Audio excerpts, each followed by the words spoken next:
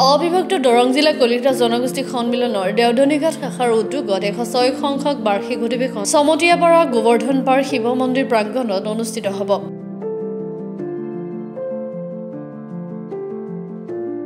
এই উপলক্ষে মাংগলিক অনুষ্ঠানেৰে আজি ভূমি পূজনৰ লগতে লাইহুদা স্থাপন কৰে সংগঠনটোৱে। পুৰোহিত তিলক চন্দ্ৰ শৰ্মাৰ উপস্থিতিত লাইহুদা স্থাপন কৰে খতৰা শাখাৰ প্ৰাক্তন সভাপতি আদিত চন্দ্ৰ বৰুৱাদেৱে। এইবেলি মাৰ্চ মাহৰ 22 আৰু 23, 8 আৰু 9, 14 তাৰিখে দুদিনীয়া বৰ্ণাঢ্য কাৰ্যসূচীৰে অনুষ্ঠিত হ'ব সন্মিলনখন। অন্যহাতে দুদিনীয়া বৰ্ণাঢ্য কাৰ্যসূচীত শোভাযাত্ৰা, দৰং জিলা কলিতা জনগোষ্ঠী সন্মিলনৰ স্মৃতিগ্ৰন্থ উন্মোচন, শৈক্ষিক অনুষ্ঠান, ছাত্ৰ-ছাত্ৰীৰ মাজত বিভিন্ন প্ৰতিযোগিতা, সাংস্কৃতিক অনুষ্ঠান, প্ৰতিনিধি সভা, মুকলি সভা অনুষ্ঠিত হ'ব। অত্যন্ত সৌভাগ্যৰ দিন।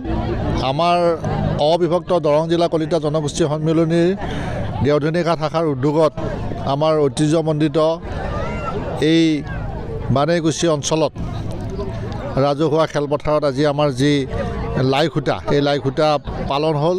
আমাৰ অবিভক্ত দৰং জিলা কলিতা জনগোষ্ঠী সন্মিলনৰ অধিৱেশনখনি অহা 22-23 মাৰ্চত এই স্থানতে পবিত্ৰ স্থানতেই অনুষ্ঠিত হ'ব আৰু আজি সেই উপলক্ষে লাইখুটা স্থাপন ইতিমধ্যে হৈ গ'ল।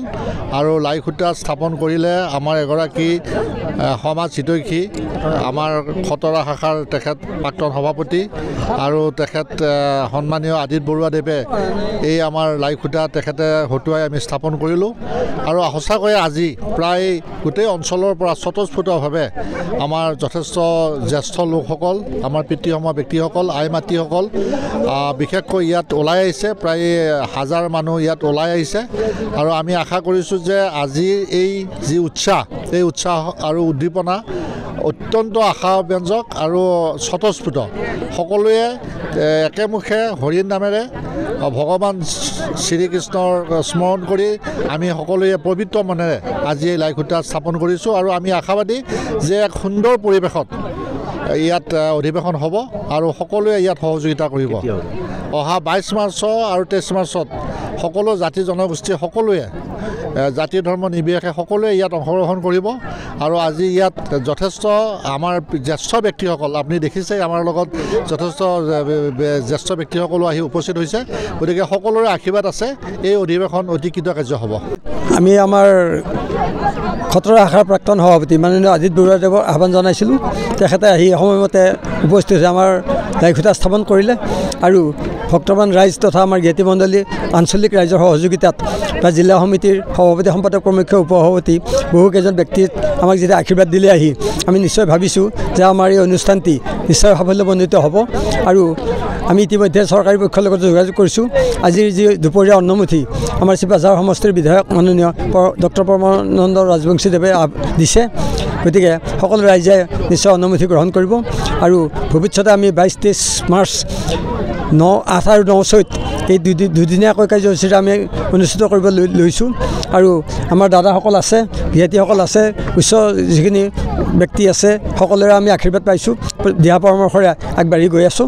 আৰু আমি আশা ৰাখিছোঁ ইতিমধ্যে আমাৰ আপ্যায়ন তথা অন্যান্য প্ৰায় 17খন উপসমিতি গঠন হৈছে। প্ৰতিখন উপসমিতিয়ে নিজা নিজা দায়িত্ব লৈ আগবাঢ়ি গৈছে আৰু আমি খুব সম্ভৱ দুদিনৰ ভিতৰত প্ৰায় 30,000মান মানুহৰ উপস্থিতি কামনা কৰিছোঁ। আৰু সেইমতে খাদ্য উপসমিতিয়ে তেওঁলোকৰ আপ্যায়নৰ কাৰণে সাজু হৈছে বা আমি 6টা তোৰণ পাইছোঁ। প্ৰতিটো আমাৰ পথতে, আমাৰ ইয়াতে প্ৰৱেশ পথত আমি তোৰণবিলাক নিৰ্মাণ কৰিম। আৰু ইতিমধ্যে তেওঁ নেশ্যনেল লগত কথা পাতিছোঁ।